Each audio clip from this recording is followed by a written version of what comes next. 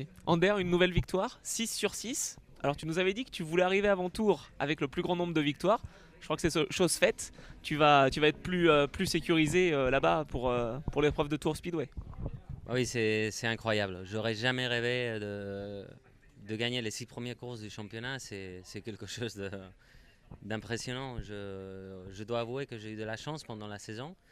Par exemple à Nogaro, quand je sors Fred et après j'ai le drive-through, j'ai eu la chance dans cette course-là de pouvoir gagner et lui il a eu la mauvaise chance. Après, bon, les deux courses à Dijon, on avait la voiture dominante, alors je pensais qu'on pouvait les gagner les deux, mais vraiment avant d'y aller là-bas, je pensais que Fred il serait en mesure de nous gagner au moins une des deux, et je pensais même les deux, mais bon. Et je pensais qu'ici on allait avoir la voiture dominante puisqu'on avait été très rapide l'année dernière. Et par contre on ne l'avait pas, et hier j'ai eu la chance que Yanetta il est sorti Fred. Et aujourd'hui j'avais des meilleurs pneus que Fred et que Freddy. Et voilà, et j'ai profité, on a 6 victoires, c'est impressionnant. Et on arrive à Tours, et comme tu as bien dit, là-bas c'est un circuit où ça va être la loterie. Et je suis sûr qu'eux, ils vont avoir, eux deux et bien d'autres, ils vont avoir plus de faim que moi pour gagner des courses. Et moi là-bas, sûrement, je vais jouer un peu les stratégies parce que je sais que c'est des endroits où tu peux casser complètement l'auto, tu peux marquer très très peu de points. Et il faut jouer avec la tête, et c'est ce que normalement on va faire. Et ici à Brands Hatch, tu pouvais aussi casser la voiture parce qu'on a vu les retardataires, puisqu'il n'y a pas eu de safety car cette fois, qui étaient sur le chemin, mais ça c'est normal. Et tu as failli être justement bien embêté par Fred à un moment, hein. Oui, au début de la course, lui, il était plus vite que moi. Et à un moment donné, je pense aussi que peut-être on est parti avec des pressions un peu trop basses. Et à un moment donné, là, quand les pressions sont montées et la voiture était plus en température, j'ai profité de mes meilleurs pneus. Et voilà, après, il y a eu les retardateurs. Certains d'eux, ils m'ont gêné à moi un peu plus qu'à lui. Certains d'autres, non. Et voilà, je l'ai vu plus près. Après, comme à ce moment-là, je me voyais un peu mieux que lui, je le voyais, je voyais dans les rétros, je me voyais un peu mieux. Je me disais, bon, c'est bon, même s'il arrive sur moi, je crois que je peux profiter de mes pneus. Et voilà, mais c'est vrai que il m'a manqué aujourd'hui un safety car. Je pense que pour animer un peu la course, ça aurait été bien de sortir un safety car, même si c'était pour balayer un peu la poussière, ça aurait été bien. Alors Fred, toi, les safety cars, justement, t'aimes bien, non? Ah, je Hier, veux plus on t'a vu entendre parler, vraiment moi, des très safety heureux. cars. Ouais. Pas de Bah safety non, car bah, cette moi fois. je pense que s'il n'y avait pas eu de deuxième safety car, j'aurais gagné la course d'hier. Donc pour moi, les safety cars, je veux plus trop les voir. Et puis de toute façon, les relances de safety car, c'est quand même plus chaud qu'un départ normal. Et quand on est deuxième, c'est vraiment pas une bonne position. Quoi qu'il arrive sur un départ lancé, c'est quand même assez compliqué. Enfin voilà, quoi qu'il arrive, on a quand même fait nous un week-end correct. C'est sûr que je suis un peu déçu. Je pense que la victoire hier, on l'aurait mérité, mais voilà, on n'a pas toujours ce qu'on mérite sur un circuit. Et je pense honnêtement qu'on avait la meilleure auto ce week-end. Et voilà, on a bien travaillé, tout le team a bien travaillé. On n'est pas récompensé comme un peu depuis le début de l'année entre Nogaro ici. Après Dijon, Ander était plus vite, les victoires il les mérite, mais comme ici il les mérite aussi. Après il faut savoir profiter des faits de course, et voilà, quand on a un peu de chance, on l'a partout. Et voilà, et aujourd'hui, aujourd'hui c'est vrai que pendant 5-6 minutes j'étais un petit peu mieux que lui, et après c'était un peu plus difficile.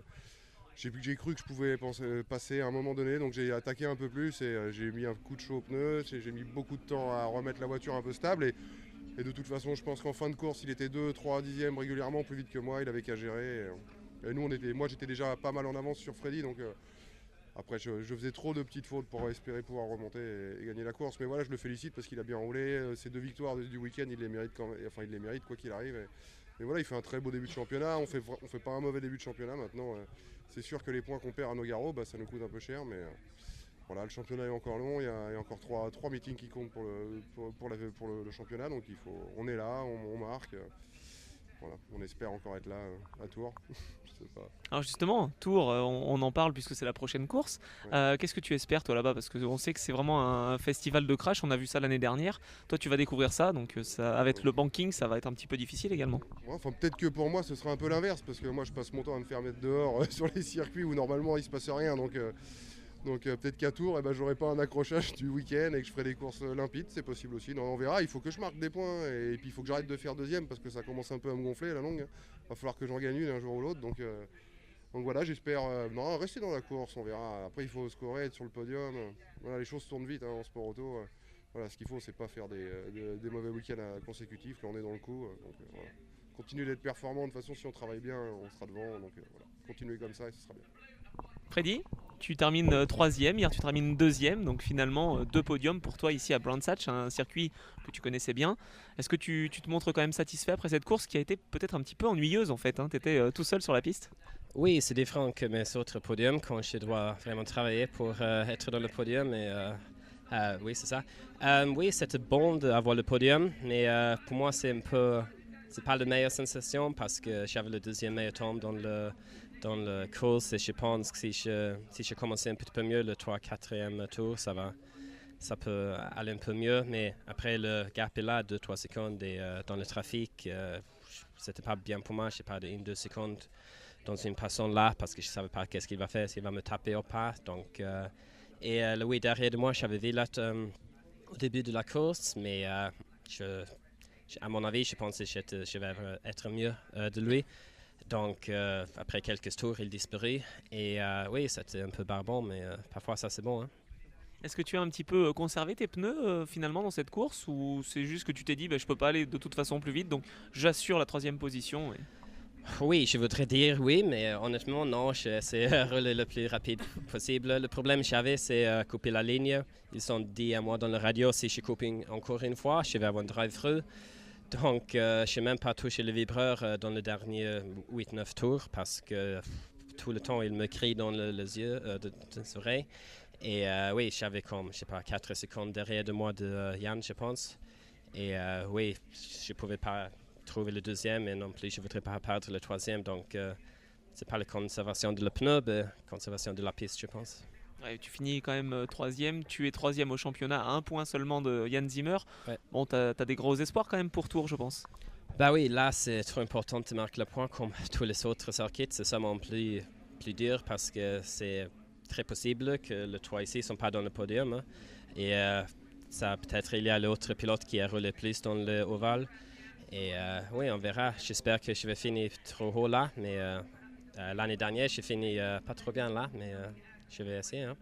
Et sinon, question générale sur l'ambiance ici. Alors, on a vu qu'il y avait beaucoup de passionnés, beaucoup de fans qui étaient sur la grille de départ. Est-ce que vous avez aimé, alors je ne sais pas qui veut commencer, mais est-ce que vous avez aimé cette ambiance ici, justement à Brands Hatch, avec tous les fans américains? Je pense que c'est incroyable ici. C'est probablement 30-35 000 passants ici parce que je me souviens, je faisais le course ici avec le British Touring Car et le DTM aussi. Et ça, c'est normalement le maximum capacité ici. Mais honnêtement, à mon avis, c'est plus de passants ici. Et après, dans le Victory Lane, c'était trop cool quand tout le passant est là, mais ça finit pas. Et c'est le monde. Et oui, ça, c'est passant aime conduire dans ce circuit quand il y a passant qui regarde. Je pense que c'est une incroyable sensation. Et un grand merci à Brands Hatch parce qu'il a vraiment fait le marketing bien ici. Et j'espère que les autres circuits peuvent apprendre un cours de cette chose parce que c'est possible. Avec beaucoup d'efforts, on peut faire la même chose dans chaque course. Il n'y a pas de raison pas. Pourquoi pas en Espagne, Ander, justement, refaire une chose comme ça avec des fans qui sont aussi passionnés en Espagne, on le sait. Ici, en Angleterre, c'est quand même le berceau du sport automobile. Hein. C'était génial et comme Freddy l'a bien dit, moi j'ai pas fait autant de courses que lui ici, mais je suis venu avec l'Euro-Race Car en 2011 et en 2012, toujours avec le DTM. Et vraiment, je pense qu'il y a plus de monde que quand on a fait les 2 dernières années avec le DTM. L'histoire des autographes dans la ligne des stands, dans la ligne droite du circuit, c'était impressionnant. Et ça m'a souvenu un peu quand nous sommes été à Daytona cette année. On est allé voir la nuit des courses locales NASCAR. C'était au circuit de New Smyrna. Et chaque nuit, pendant toute la semaine, ils faisaient des courses NASCAR, all-wheel. Et il y avait chaque nuit autour de 10 000, 15 000 personnes à voir ces courses-là. Et avant chaque course, ils faisaient ça. Ils faisaient tous les spectateurs, ils descendaient là, les pilotes signaient des autographes, ils remontaient, ils faisaient les hymnes et ils faisaient la course. Et vraiment, ça a été super beau de voir tout ce monde-là. C'était fantastique. Et toi Fred, alors comment tu l'as vécu justement cette affluence populaire ici? Tu vas aller te balader dans les paddocks là pour aller voir les souvenirs et les nouvelles voitures, les anciennes pardon, voitures mythiques? Ouais, moi ça m'a gonflé complètement dans la pit lane. Non, c'est vraiment sympa. C'est un truc, nous en France, enfin moi qui viens de championnat français, alors ils essayent un peu de faire ça maintenant, mais c'est vraiment un peuple qui respire le sport auto ici, qui sont très fans. Donc non, c'est vraiment agréable d'avoir autant de monde pour venir nous voir. Alors qu'on sait qu'en France, l'Euro NASCAR, c'est quand même pas une discipline qui est très bien considérée, ce qui est un peu dommage d'ailleurs, parce que c'est vrai que c'est un beau spectacle et que c'est quand même sympa. Non, franchement, l'organisation elle est top ce week-end, le circuit est bien, que je connaissais pas, vraiment j'apprécie ce week-end et non, c'est bien.